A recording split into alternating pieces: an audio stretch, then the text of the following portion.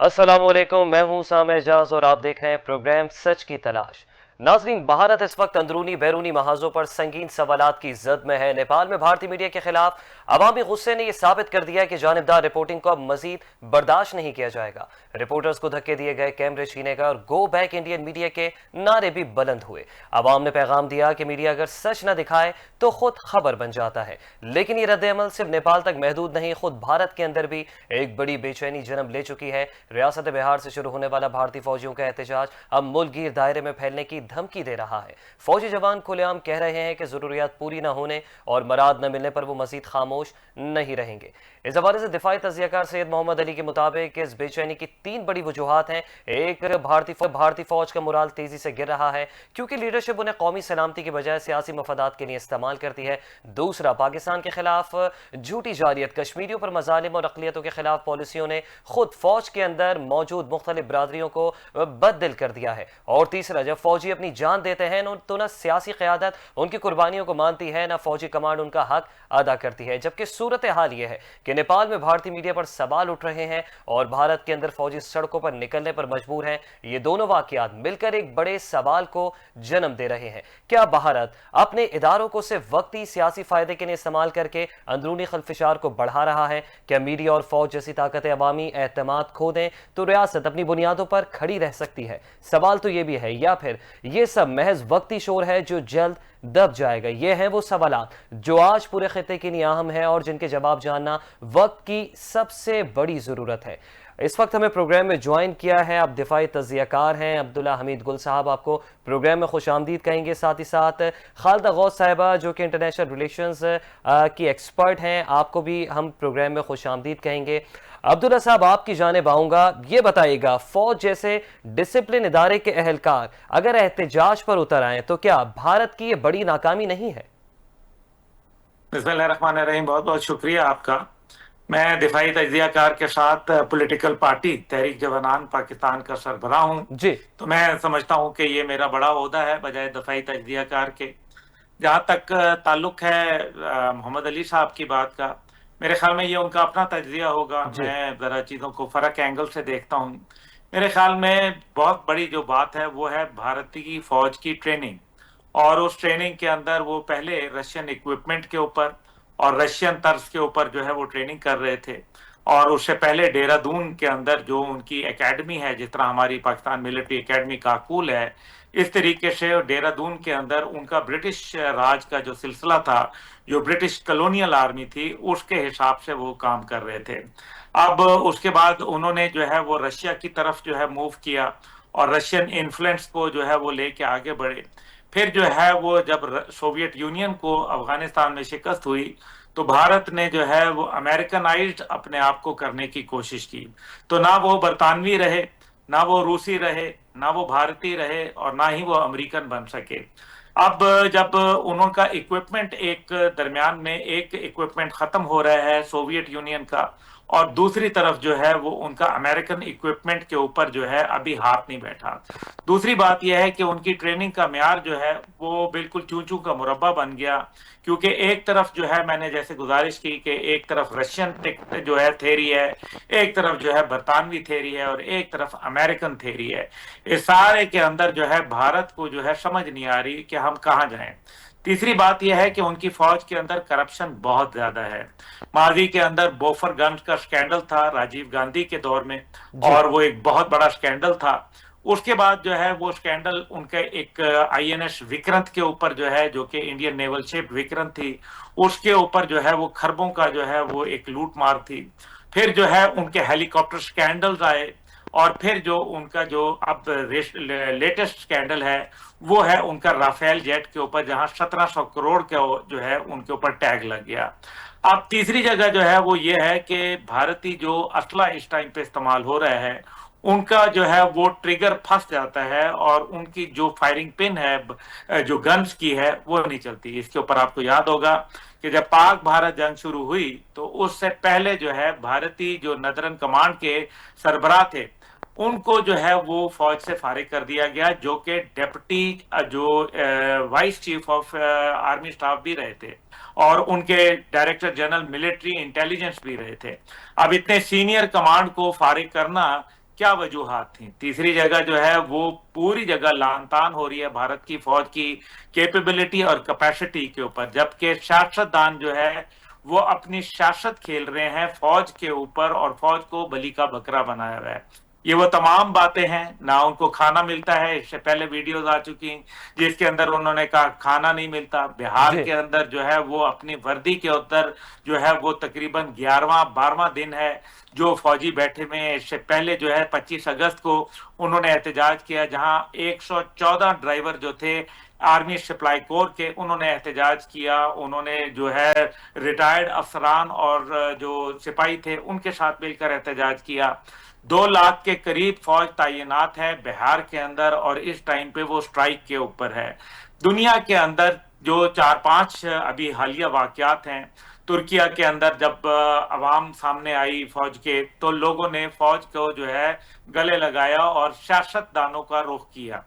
पाक जो फिर हम देखा कि जब नेपाल में हुआ, श्रीलंका में हुआ, बांग्लादेश में हुआ, या तमाम जगह पे जो है वो फौज एक बफर के तौर पे आई। और हद ये है कि तालिबान अफगानिस्तान के जब आए तो उन्होंने भी अपनी फौज को जो है निशाना नहीं बनाया। लेकिन भारत जहां एक मेरे ख्याल में किसी भी मुल्क के लिए एक बफर का किरदार फौज अदा करती है, ऐसे वक्त के अंदर भारत के लिए ये लम्हा फिक्रिया है कि आखिर क्या वजह है कि भारत के अंदर जिन लोगों ने जो है दवाई दिल देनी थी, जिन लोगों ने जो है वो मुल्क की सालमियत और जो हिफाजत है उसका बीड़ा उठाया था, आज अगर वो एहतजाज कर रहे हैं तो कल को अगर भारत में कोई खलफशार पैदा होता है तो इसमें फिर फौज, इसका मतलब है कि वो अवाम के साथ जाके खड़ी हो जाएगी, क्योंकि वो भारतीय जो हुकूमत है उसके जुल्म को जो है वो सह नहीं सकती और वो अपनी मांगे पूरी करने के लिए आज सरापा एहतजाज हैं। ये भारत के ऊपर,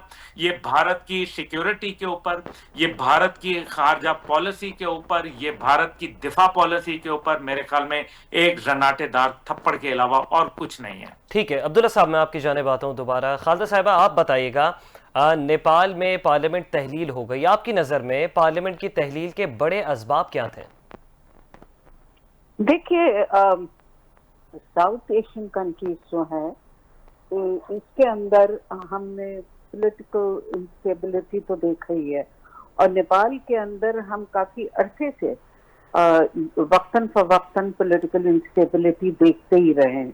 उसकी बड़ी वजह जो है वो करप्शन अपने आप में हमने देखा है कि एक वजह रही है। मगर यहाँ पे जो है इस मर्तबा जो हमने देखा है, और एक यूथ का किरदार जब हम देखते हैं तो वो एक बहुत एक नए अंदाज में सामने आता हुआ दिखता है। तो वो आप ये जो वॉइसेस है ना, पीपल्स वॉइस, और इसका एक जो किरदार है, चाहे आप नेपाल के अंदर देखें या दुनिया के अंदर देखें, उसको आप रोक नहीं सकते, आप जबरी तौर पे नहीं रोक सकते हैं। तो करप्शन अपने आप में तो एक वजह है, मगर सोशल मीडिया और उसका इस्तेमाल जो है उसको आप, क्योंकि इसका इस्तेमाल मल्टीफेसेटेड होता है जी। तो अगर आप इसको ये देखें, और वो एज ए टूल इस्तेमाल करते हैं, यूथ जो होता है वो अपनी उसको मस्बत अंदाज में भी इस्तेमाल करते होते हैं। तो आप ये देखेंगे कि यूथ का जो एक चेंजिंग रोल है वो आप खाली नेपाल के केस के अंदर ही नहीं या बांग्लादेश के अंदर ही नहीं, मगर दुनिया में आप ये देख रहे हैं बहुत से अफ्रीकन कंट्रीज के अंदर भी वो बहुत सी चीजें अपने हाथ के अंदर ले रहे हैं यूथ जो है। तो पॉलिटिकल इंस्टेबिलिटी रिवायती तौर पे भी नेपाल के अंदर रही है, वक्तन फवक्तन हमने देखा है कि वहाँ की हुकूमतें चैलेंज रही है। ये कोई ऐसी अनोखी बात नहीं है, साउथ एशियन कंट्रीज के अंदर पॉलिटिकल इंस्टेबिलिटी रही है। मगर आई थिंक हुकूमतों को समझना चाहिए कि बिलुमूम ये बात समझना चाहिए कि हालात अब बहुत बदल गए हैं इसी, क्योंकि जो रोल है वो बहुत मुख्तलिफ अंदाज में आप देखते हैं कि सोशल मीडिया का भी और यूथ जो है वो अपने हाथ के अंदर लेती है। तो आप यहाँ पे जो है नेपाल के अंदर वो आप रिवायती तौर पे भी देख रहे हैं, मगर करप्शन और ये सोशल मीडिया का जो है वो बेचैनी और एक उनके अंदर जो डिससैटिस्फैक्शन दिखती है, उसको आप एड्रेस जो है जबर के जरिए या बलहावे के जरिए नहीं कर सकते।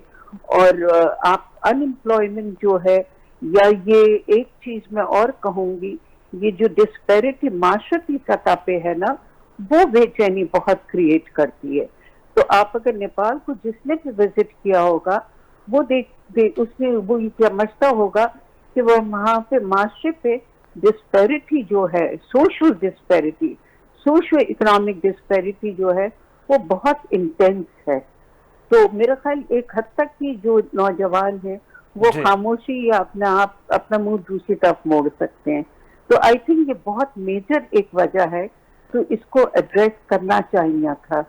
तो आई थिंक ये बहुत इंटेंस एक बहुत मेजर वजह थी, जिसकी वजह से आप डिस्पैरिटी के इश्यूज को आप नजरअंदाज नहीं कर सकते।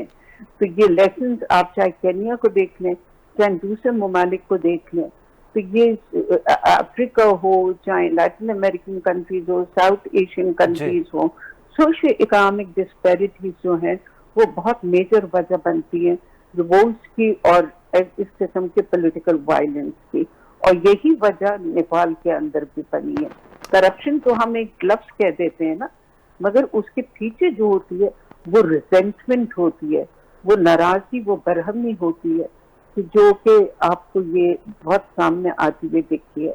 तो आई होप कि इतनी पीसफुल कौम जो कि मानी जाती थी, वरना नेपालीज जो है वो फितरतन इतने वायलेंट कौम नहीं है कि जो इतनी तशद्दुद पे उतरे, मगर ये जो सोशो इकोनॉमिक डिस्पैरिटीज होती हैं, ये इंसान को फिर मजबूर कर देती हैं उस तरफ ले जाने के लिए। तो इट्स हाई टाइम कि उसको एड्रेस करना चाहिए।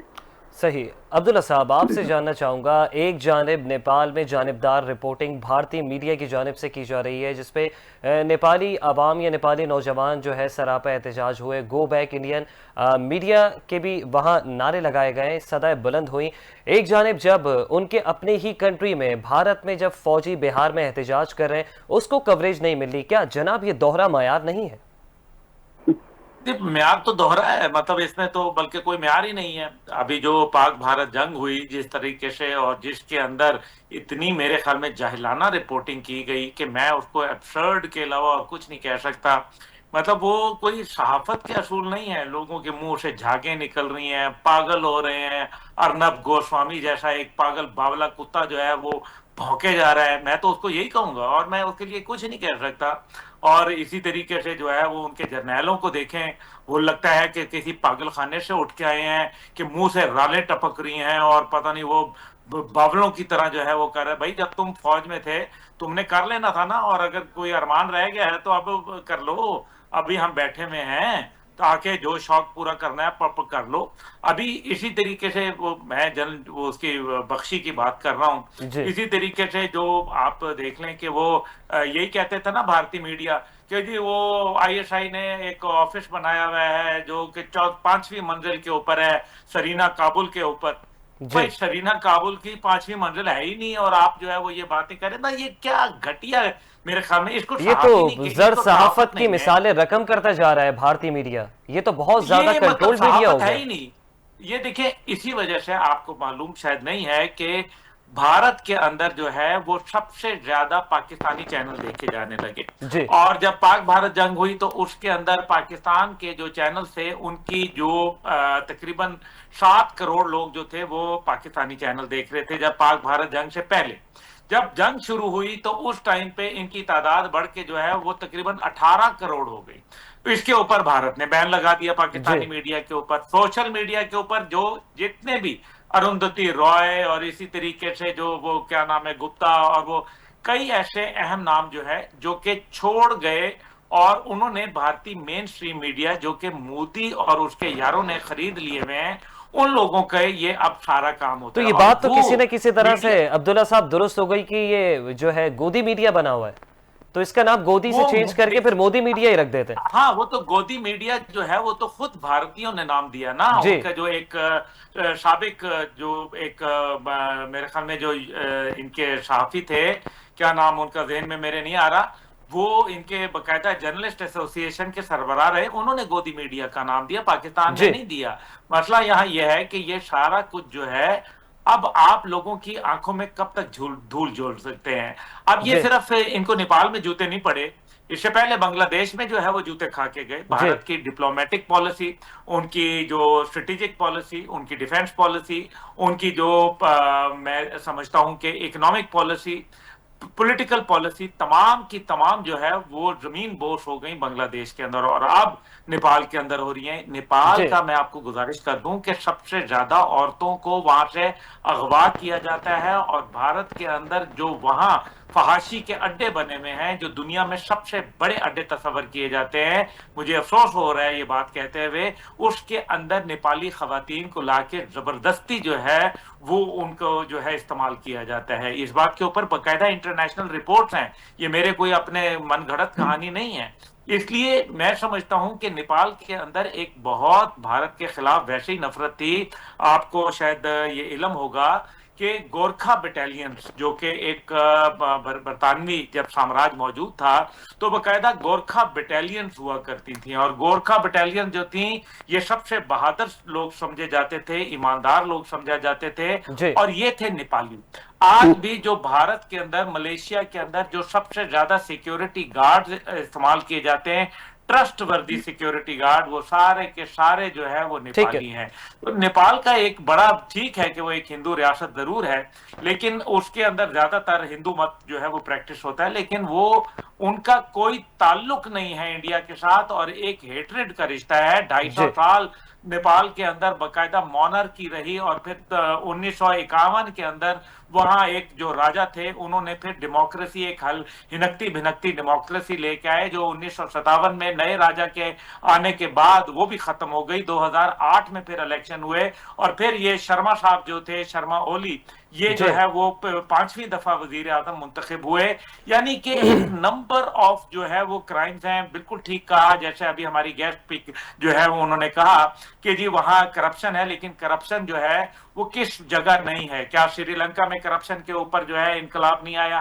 क्या बांग्लादेश के अंदर करप्शन, नाइंसाफी, गरीब और अमीर के तबकाती फर्क की वजह से नहीं आया? क्या नेपाल के अंदर यही बात जेन जी नहीं कर रही? और ये तमाम के तमाम लोग जो हैं जिस जगह भी हैं, ये तमाम के तमाम नौजवान हैं। इसलिए मेरे ख्याल में अफगानिस्तान में तालिबान आए, वहां ईरान में पासदारान आए, चीन में इनकलाब आया, वहां भी जवान थे और माओ के साथ सारे लोग जवान खड़े हो गए। और फिर यहाँ जो है वो श्रीलंका में जवान थे, बांग्लादेश में जवान थे, यहाँ आपके नेपाल में जेन जी थी, तुर्किया के अंदर जो नौजवान थे, अरब स्प्रिंग के अंदर जो है जवान थे।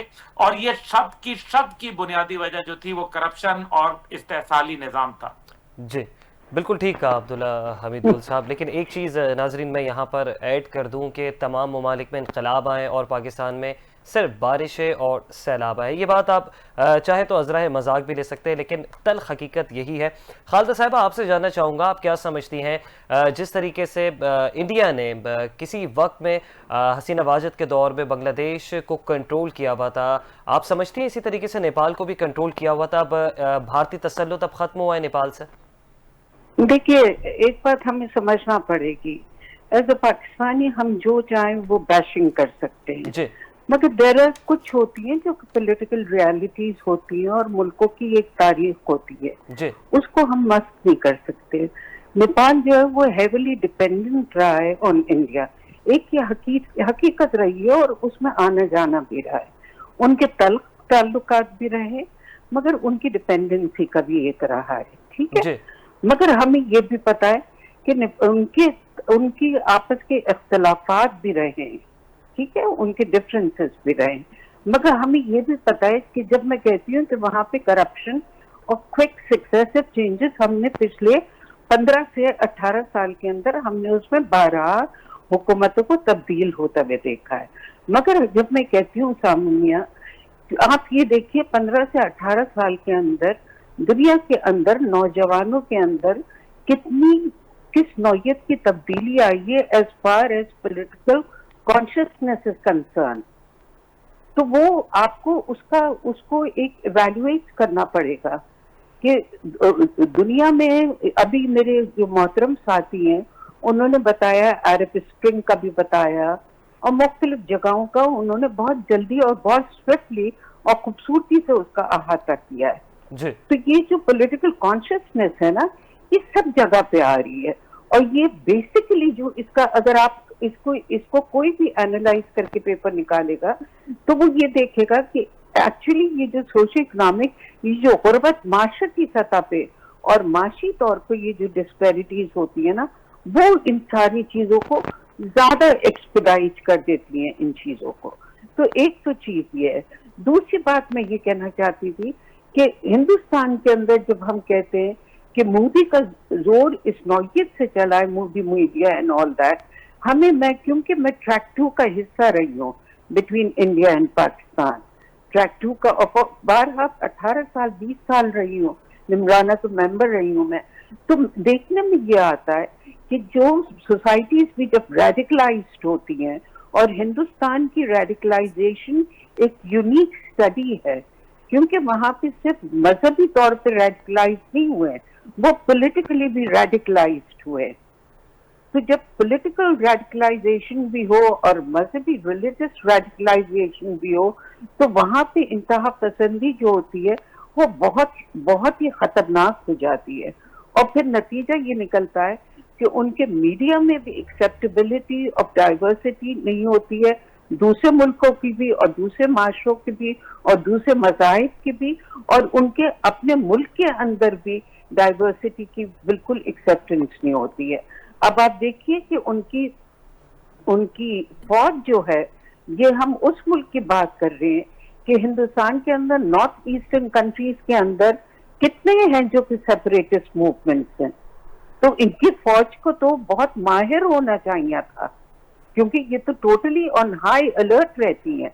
इनके नॉर्थ ईस्टर्न कंट्रीज तो बिल्कुल, और कश्मीर के अंदर ये कब से अपने 7, 8, 9 लाख फौजी लगाए हुए, तो इनको तो फुल्ली, जिसे कहना चाहिए टोटली अपग्रेडेड होना चाहिए हर चीज के अंदर।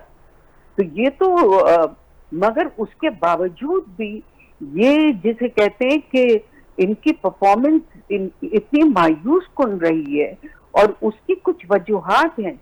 आपने देखा कि जो पिछले दिनों हमारे साथ इनकी हुई, तो इनकी डिवीजन इज सो ब्रूटल कि किसी ने किसी को मारा कि इस बुनियाद पे कि वो सिख था फौज के अंदर, तो उसकी लॉयल्टी को क्वेश्चन किया। खातून आके बोलती है तो उसको इस बेसिस पे क्वेश्चन किया कि वो मुसलमान थी। तो हिंदुस्तान के अंदर ये जो डिविसिवनेस है, ये मल्टी फेसेटेड डिविसिवनेस है। अल्लाह का शुक्र है कि पाकिस्तान के अंदर बेशक दूसरे मज़ाहिब के लोग बहुत कम रह गए, मगर हम इतनी घटिया नौयत पे नहीं पहुंचे कि हम उनकी लॉयल्टीज को इस नौयत से क्वेश्चन करें। जी, तो आई थिंक बिल्कुल दुरुस्त बात कही खालिदा साहिबा। मैं फिर आता हूँ नेपाल की सूरत हाल पर। इससे पहले मैं अब्दुल हमीद गुल साहब आपसे जानना चाहूँगा, भारत की फौज ही एहतजाज कर रही है, क्या ये लगता नहीं है कि भारत अब अंदरूनी तौर पर कमजोरी की तरफ गामजन है? देखिए, भारत को डिवाइड कर दिया गया है ना नजरियाती तौर पे। वो भारत जो राइजिंग और शाइनिंग भारत था, वो भारत जो सेकुलर और लिबरल भारत था, और अब जो भारत है वो भारत है जिसने नथुराम गॉडसे, जिसने गांधी को कत्ल किया था, वो उसके मुजस्मे भारत में आवेजा हो रहे हैं। ये भारत जो है ये इंतहा पसंद भारत है। ये भारत जो है ये एक्सपोर्ट ऑफ टेररिज्म करता है। ये कतर के अंदर, ये कनाडा के अंदर, बरतानिया में, अमेरिका में, पाकिस्तान में टेररिस्ट भिजवाता है। ये नेबरहुड को टेरराइज करवाता है। ये नफरतों के बीज बोता है। ये कौमियतों के अंदर जो है तफरीक डालता है।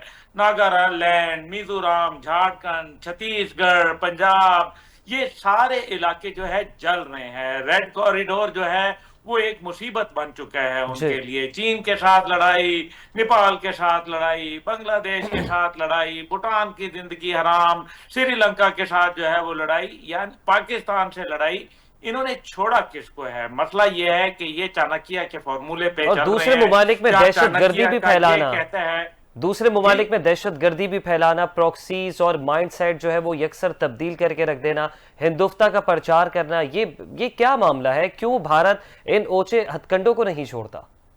जी, मैं वही गुजारिश कर रहा हूँ ना जी, एक्सपोर्ट ऑफ टेररिज्म, जी वही बात आ गई ना।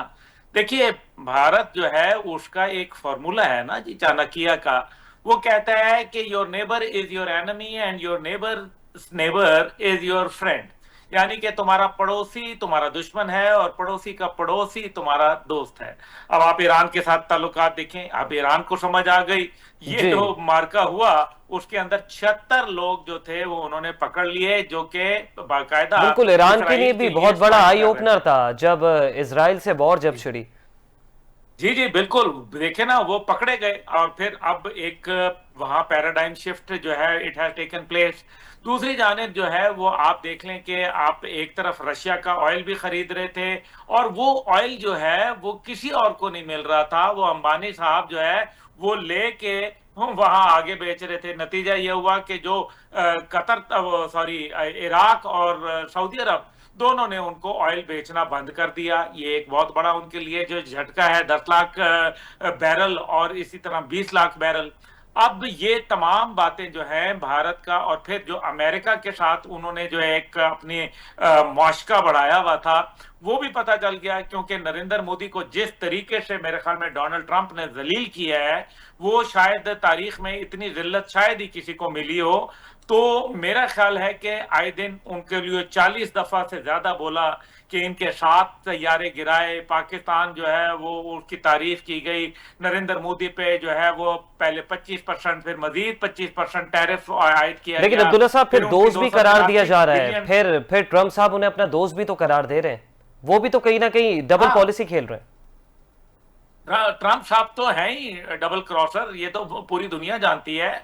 वो हर जगह पे जो है वो कहीं ना कहीं कोई गड़बड़ करते हैं। ये पाक भारत जंग कराने में भी उनका एक बहुत बड़ा किरदार है, और लेकिन वो रुकवाने तो में कहते तो हैं कि शायद रुकवाने क्या में सबसे किरदार बड़ा है। किरदार मेरा है, मैंने 4 जंगें रुकवाई, 5 जंगें रुकवाई। और जी पहले वाली स्टोरी भी सुने ना, जी जी पहले शुरू करवाने वाला कौन था? वो भारत को टेस्ट करना चाह रहे थे पाकिस्तान के खिलाफ। साउथ ईस्ट एशिया का नेट सिक्योरिटी प्रोवाइडर कहला रहा था, और फिर नतीजा क्या निकला?